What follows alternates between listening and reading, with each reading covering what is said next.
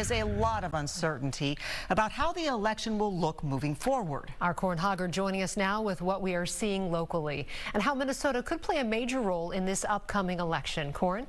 Yeah, Kelsey and Karen, Minnesota always seems to be a focus when the nomination is not cut and dried. The contested 1968 convention ended with Minnesotan Hubert Humphrey as the nominee, and this time around there's speculation that a new VP nominee could come from this state. This is absolutely historic. President Joe Biden's decision to bow out of the campaign with 107 days to go is unprecedented, but elected Democratic leaders have voiced nothing but appreciation. He's made a decision that he believes is in the best interest of our country and also of our party. Senator Smith, Senator Amy Klobuchar, Representative Ilhan Omar, and Representative Angie Craig all sent out supportive statements. Congressman Dean Phillips was among the first Democrats calling on President Biden to step aside. Sunday, he called the president a hero. But he stopped short of endorsing Vice President Kamala Harris, who the president endorsed as his replacement. Congresswoman Betty McCollum joined the senators in supporting the Harris candidacy. I watched her at a rally, and then I watched her in a gymnasium, no cameras around, talking to young high school women and encouraging them. And I'll tell you, in every single setting, smart, articulate. McCollum also endorsed Minnesota Governor Tim Walz as a VP candidate for Harris. The governor wasn't available for an interview. On social media, he called President Biden a giant in American history and made no mention of Harris.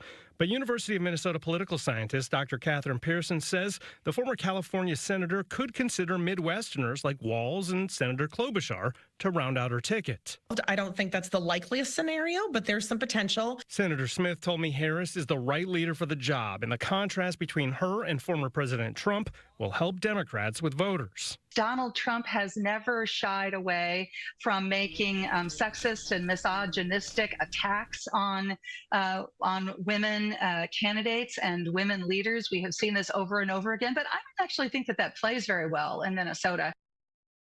Dr. Pearson says it seems less likely that there will be a contested convention like there was in 1968, but things can change quickly between now and then.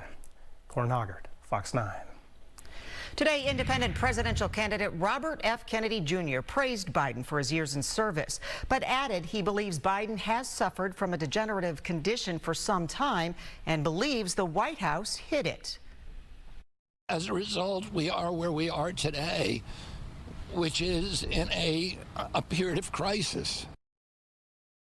Kennedy also criticized Harris's track record, suggesting she should not be this presumptive Democratic nominee, and urged the party to assess neutral polling numbers before November. Now, questions about the election continue to build tonight following today's announcement, and we have several experts in studio to help answer some of those questions. Kicking things off is political analyst Blois Olson. Thanks for being with us. A lot of people endorsing already Kamala Harris. How likely do you think it is that she will, in fact, be the nominee? And what do these next 4 weeks leading up to the DNC look like? I think it is very likely she's the nominee. She has a lot of momentum out of the gate. I think that was intentional, both for fundraising purposes, but also to have it be as smooth as possible. I think there's still a chance somebody or 2 or 3 people could question whether or not they should go to the convention. And I think they're looking at kind of the build up to the convention as a way to, again, build momentum. One of Democrats' biggest questions has been, do they have energy? Is the base energized? And there were signs that it was not energized with Biden. And so now they're going to hope that they can re-energize that with Vice President Harris. All right, polling has been a tricky thing, but Harris has not been polling well. Could that potentially change if she is the nominee? We think about, everybody, there's a bounce after an RNC. There's always a bounce after big news. I think that she will kind of lift up. I think it's who's going to vote, how it's going to vote. I talked to one, Democratic woman today who said she was really struggling with voting for Joe Biden, but now she has no problem with Vice President Harris. That's anecdotal. We have so much data and so much news to kind of process that I think everybody needs to just say, here we go. We have, 3.5 months till November. Right. But voters have been frustrated for some time. Is this sort of like waving a magic wand and everybody's great and on board and fired up and ready to go? Or is this going to be a process to get these voters to the polls to vote for? Some had said they weren't going to vote this year. Both Donald Trump and Joe Biden had disapproval ratings near 60%. So the idea that you introduce a new candidate into this race, I think, begins to energize people, and they ask questions and they may be more interested. We always say that the rest of the country doesn't really start paying attention to the presidential race till Labor Day, and I think we're well before Labor Day, and a lot of people are paying attention. Right, yeah.